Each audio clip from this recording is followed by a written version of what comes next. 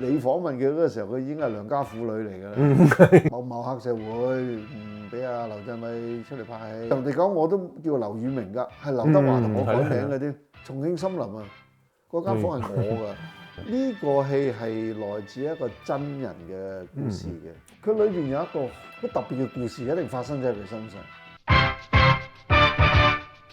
不過又想講你另外監製，亦都係我覺得幫咗阿 B 哥哥啊，就係呢個即係新精武門同埋呢個漫畫威龍呢兩集。呢兩集其實你係你編劇嘅咧，呢個都係。係我監製。係咪其實本來一集嘅咋？係點樣變咗兩集咧？其實點解嗰陣時？唔係，佢係兩集嘅。咁但係咧，我點解會去監製呢部戲咧？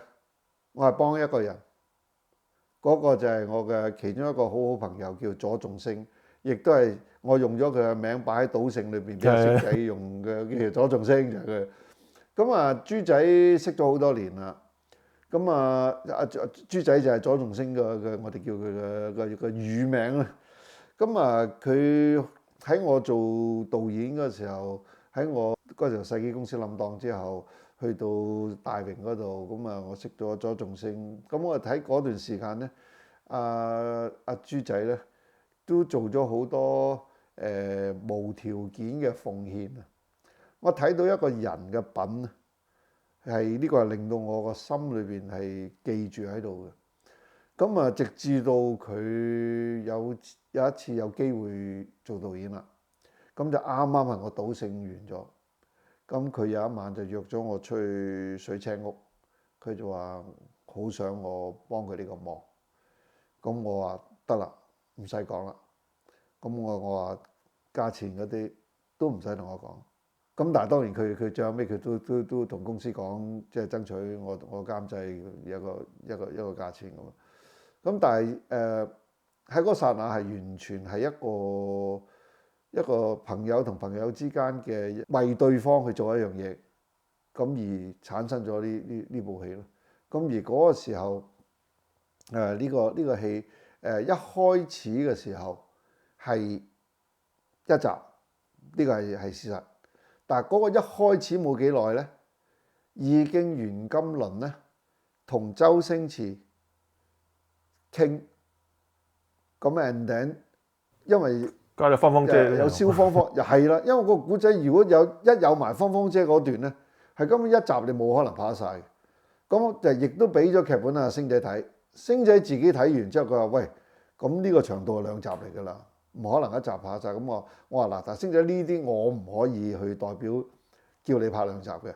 我話呢啲你一定要同袁金麟兩個自己私底下去傾，因為呢啲嘢我唔可以慫恿你去做，因為點解一咁樣會得罪咗李修賢，第二會得罪咗阿向生。咁啊呢樣嘢我覺得電影嘅規矩要大家跟翻，咁就於是乎星仔佢自己約袁金麟，大家見面傾咗 OK agree 兩集咁樣嚇咁樣咯。嗱，我要強調一樣嘢，唔係江湖謠傳嗰啲話咧係一開二嗰啲，唔係嘅，係當其時係簽，而亦都係寫嗰個劇本嘅時候係一集，但係一睇完之後，佢知道阿星仔佢都知道，喂，好長喎嗰戲，咁又唔想 cut 蕭芳芳啲戲啊。係。咁然之後，阿袁金麟同阿星仔大家傾好啦，我哋做分兩集，你翻嚟同李修賢講，交代點，然之後佢哋再 set 個合約咁講。蕭澤頤呢個角色係咧，佢又好得意。你寫嗰陣時，你應該諗到呢個角色，因為佢成身咧就係佢嗰個造型就係 Rocky 嚟嘅，史泰龍個造型。咁但係咧就係好兜踎咁樣。呢個inspire 我會諗阿 B 咁樣啦。我諗係來自賭霸佢客串我有一個角色嘅。我記得嗰個又係一個好似係做大圈仔嘅落嚟香港做案。咁嗰個時候我又唔知點解我會咁神經寫個咁嘅，因為嗰個時候鐘鎮濤又仲係好靚仔啊，小生嚟㗎嘛。咁通常一寫佢梗係傻更更、戇戇直直溝女，即係實中嘅。如果你寫鐘鎮濤呢啲角色，嗰啲對白好容易寫，就戲院又好反應。但係我唔知點解我嗰個時候我又會選擇咗我唔要走呢個方向啦。我試下走佢可唔可以粗豪，即係冇乜文化咁樣嘅爭論，因為嗰時候鐘鎮濤都代表咗一啲係幾中產嘅觀眾認同啊嘛，即係佢都係除咗溫拿之外就打呔西裝嗰種造型啊嘛。咁我拍完賭霸之後，我覺得咦得喎，呢條友係原來做得呢啲戲喎。咁於是乎我去到新精武門嗰時候，咁阿袁金麟嗰時候就即係都好中意賭霸嗰時候，阿 B 嗰個演繹，咁就話可唔可以周星馳佢再揾多個女嘅識做喜劇？咁嗰時候傳葵就提阿左仲星話：喂，芳芳幾好㗎，佢話你揾佢出嚟做呢個角色好啱。咁於是乎，咁就第一次蕭芳芳嘅介入啦。我嘅創作裏邊，我記得係好似係呢個之後先至係方世玉嘅，我第一次同阿蕭芳芳合作。咁阿 B 就開始呢個瀟灑哥就延續係由嗰個賭霸嘅時候做咗咁粗豪嘅角色，就開始做個即係低下層爛達達爛仔。即係仲爛過，仲無賴過周星馳嘅人，即係你幾難得有一個人仲無賴得過周星馳嘅。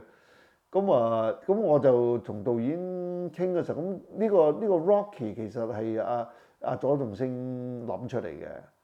咁佢因為左仲星人好鬼 rock 噶嘛，即係你訪問佢嗰個時候，佢已經係良家婦女嚟㗎啦。你訪問佢嗰時候，如果早期你見左仲星啊，長頭髮，哇攣晒，戴個黑眼超，滿面胡鬚，淨你以為佢係阿叉嚟嘅啫嘛。嗰時候着晒啲緊身衫，就揸嗰啲電單車哈利嗰啲啊，嚇阿豬仔係嗰啲嚟嘅。咁我就完全我就同佢講：喂，扮你咪得啱咯。我話豬仔。佢個造型好似你咁啦，跟住佢諗下就演變咗 Rocky 出嚟。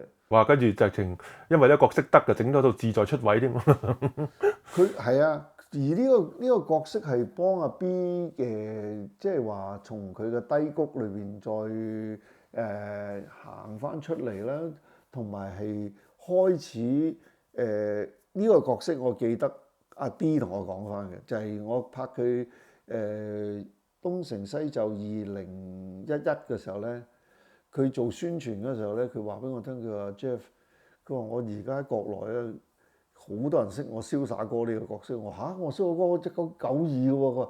佢係啊，原來我都唔知道，原來呢部戲我嗰個角色係喺中國大陸係紅遍大江南北嘅咁。我話哦咁，所以嗰個之後再加2011之後。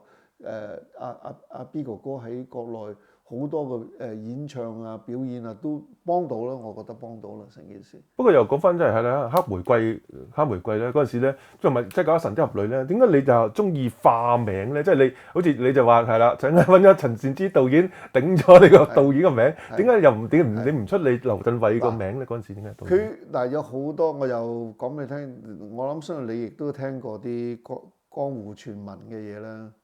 即係話嗰啲某黑社會唔俾阿劉鎮偉出嚟拍戲乜嗰啲，其實咧唔係你哋傳聞咁樣嘅 ，OK？ 亦都對方亦都唔係一個咁嘅人，即係我係一個江湖，大家將啲故事整到好加鹽加醋，好加到好迷幻咁啊，好 dramatic 嗰啲嘢。其實源自係由呢個九一神雕開始。嗰個時候我其實我係有一樣嘢，因為我俾人定咗型好犀利，喺猛鬼到賭片之後定咗型嚇。咁我嗰個時候我同阿袁葵啊嚇，咁嗰個時候我係即係玩，即係我其實係自己一個都係自我挑戰嚟嘅。即係有陣時候。我 believe 一部好賣座嘅戲，其實來自嘅元素最緊要唔係大卡士同大導演。當然呢兩個元素係好大部分成功率好高嘅，但係我至少我都睇好多戲係真係嗰部戲係個故事性好精彩，個導演拍得好好睇，嗰個導亦都唔係一個大導演嚟嘅。咁我由嗰個 moment 我開始覺得我賭聖之後，我都其實已經去到個天花板，即係喺喜劇嚟講已經差唔多天花板嚟嘅。咁我自問係咪可以拍一部戲唔一定要個導演個名，唔一定係大卡士嘅。咁啊，首先就係《九一神雕》啦，我試咗先啦。咁啊，但係嗰個係大製作、大演員。但係到《九二黑玫瑰》真係唔使用嗰個導演嘅名，所以點解變咗陳善之？嗰啲演員當時冇一個係真係票房可以孭到嘅，個個都好演員，但係個個都唔可以孭到票房嘅。咁又確係又真係證實到係得嘅喎。到第三次，我拍劉鎮偉係喜劇嘅，我唔拍喜劇，我拍文藝片得唔得啊？天長地久，我就係拍文藝片嚇。咁但係佢都算大卡士啊！我天長地久之後，我就拍一個唔係咁大卡士嘅黎明啫。黎明都唔算叫票房卡士啦，嗰時候點算啫？但係嗰個時候我嘅《都市情緣》咧，喺台灣係喺東南亞咧係好賣錢嘅，係好賣錢嘅。哇！你真係全部啲乜嘢功夫都唔好得罪你喎。你係咪 part time 做私家偵探㗎你？唔係，好中意你啲戲。咁多嘢啊！你真係好驚喎，真係。OK， 咁《都市情緣》咧，當其時亦都係我即係咯，我咪就係咁樣試咯。即係天長地久，我都叫劉宇明㗎，係劉德華同我改名嘅添，係劉德華同我改嘅添仲。咁即係有呢種，即係我係唔係喺呢方面我唔係幾商業嘅，我真係唔係一個唔係幾商業嘅導演嚟嘅。即係我係成日走逆水嘅，即係我係即係又唔可以講逆水，我諗係正如我嗰句不甘心，唔甘心要一定係咁咩？可唔可以唔係咁㗎？即係吳君如佢都唔甘心㗎。你話我係喜劇嘅周星馳，我就拍個四面夏娃俾你班友啃下。咁四面夏娃嗰個教訓之後，就咪令到佢變成咗金雞咯。佢真係可以做到呢啲嘢咯，即係咁解啊！不過我又想講下《都市情緣》咧，即係好似啱啱其實同一年你又拍完《花旗少林》咧，咁啱兩套都係吳倩蓮，呢兩個咧都係嗰陣時。即係大家都好記得嘅一個經典嘅廣告，即係阿發哥同阿吳倩蓮就一個係即係佢講佢哋空軍嗰個咧，咁阿黎明嗰個咧就係一個和記嗰陣時嘅田夫機，係啦。咁大家就以為兩套戲都係即係啲投機嘅戲，點知唔係喎？哇！好似尤其都市情緣係啦，我好中意阿達哥同阿黎明嗰段父子情話，即係你寫得好好，係啦。嗰個點解你又諗住即係係咯？大家以為係愛情片啫，點解突然間你又好着重嗰個阿達哥同阿黎明嗰個父子情？我覺得好正。係啦。呢個戲係來自一個真人嘅故事嘅，係我係寫緊方世玉嘅時候，我喺旺角花墟道嗰度，即係擺花街嗰度有一間叫做麗東酒店。咁嗰個時候我喺嗰度做咗佢個住客3年。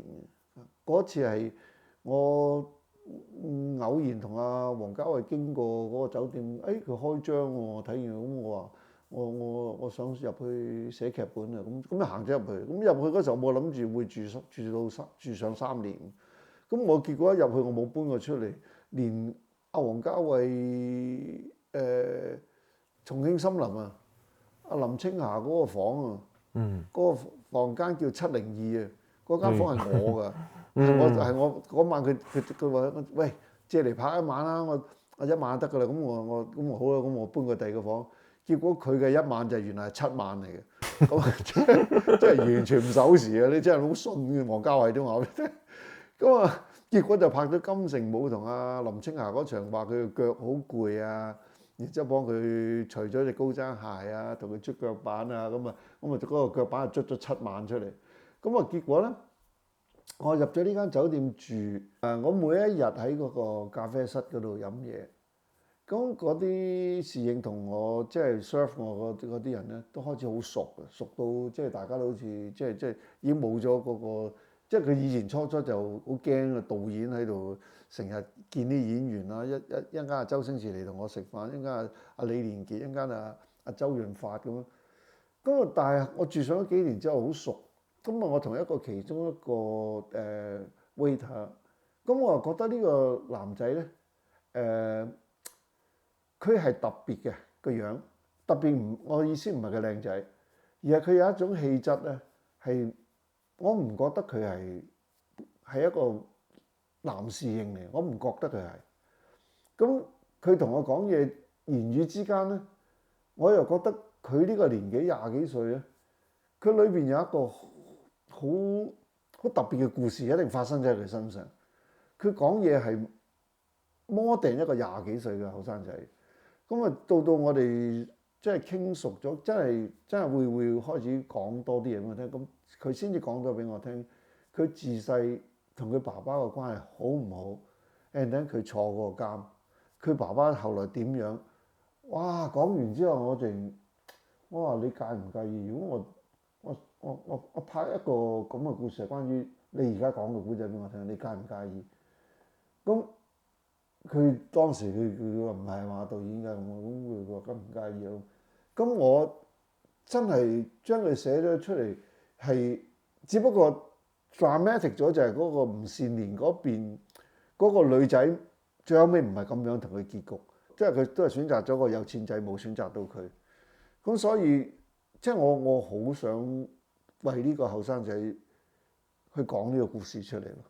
所以你哋睇嘅時候係好唔劉鎮偉嗰啲喜劇嘅，係即係嗰啲可能你哋都感覺得到嗰個父子之間嗰種即係嗰種愛係好深嘅，但係只不過佢哋大家表達唔到，大家即係大家係咯，即係由唔信任到去，即係慢慢去，不如去慢慢幫佢係啦，即係覺得佢俾人冤枉就俾佢帶佢出嚟嗰種。金庸先生啦，簽俾我哋2年嘅版權，已經開始有2個版本出現，冇啦啩？跟住3個禮拜都唔收工，跟住開始我越嚟越驚我，原圖我都仲未知嗰場戲係大概點樣嘅，啲對話點我都未知，我就喺個車度一路寫。